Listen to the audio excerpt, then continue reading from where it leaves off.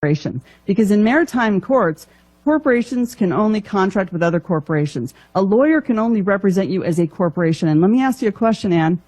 Can your corporation run a red light? No. My corporation cannot run a red light. No.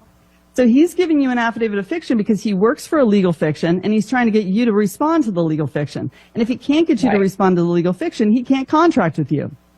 So in that case, what you want to do is let him commit the crime. We're going to operate on acceptance. Not that we're trying to trap him or anything. We're just trying to educate him, right? So the first thing you can ask a police officer is, excuse me, sir, are you attempting to traffic my person? And the person is the all caps corporation. Okay? And he's going to say no because he doesn't know better, and that's okay. But what he's ultimately doing is he's giving you a ticket, an affidavit of fiction, and that's got a 30-day notice. You've got a choice to show up at court, right? You know that if you don't show up at court, you're presumed guilty, right? And you know that they're going to then sell that as a debt instrument. But what you don't know is that in every court case, they're going to open up a trust in your name. Now, did you give them permission to do that?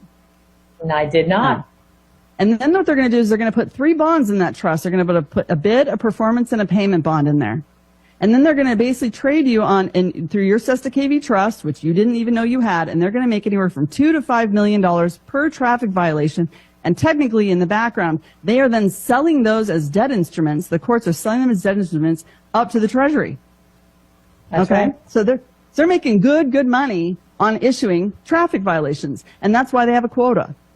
So what you could do is you could turn around and grab an affidavit of truth, because in an affidavit of truth, it's all common law. So you leave the court systems completely behind because they're all corrupt at this point. They're all just administrative maritime courts. And what you could do is you can operate. So imagine you're on a playing field down here, Ann, and this is maritime. We're going to take it to a playing field up here. And by the way, the playing field down here, we're like in the football field, and we're all the way back to the 1-yard line because no one ever taught us how to play offense.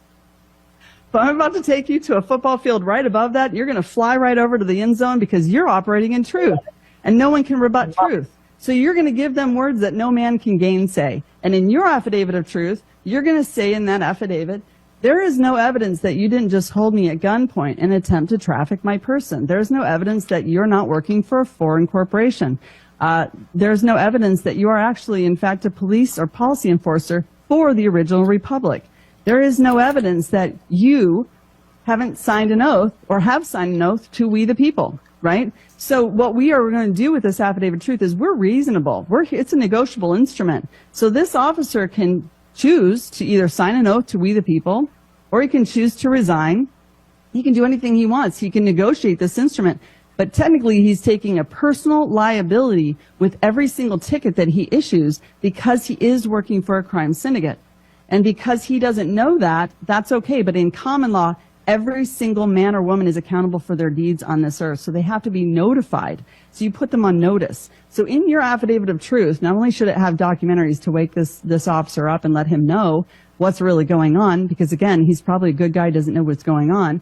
But in this affidavit of truth, you can let him know that there are all these things he has to rebut. In other words, he has to prove.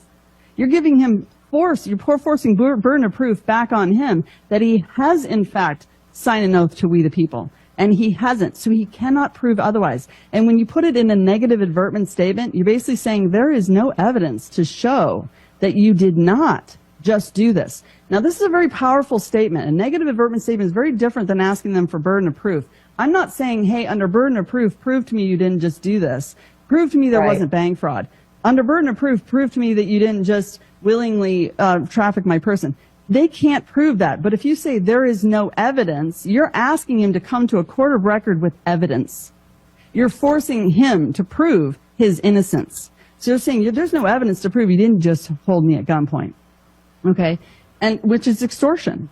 It's forced law. Okay?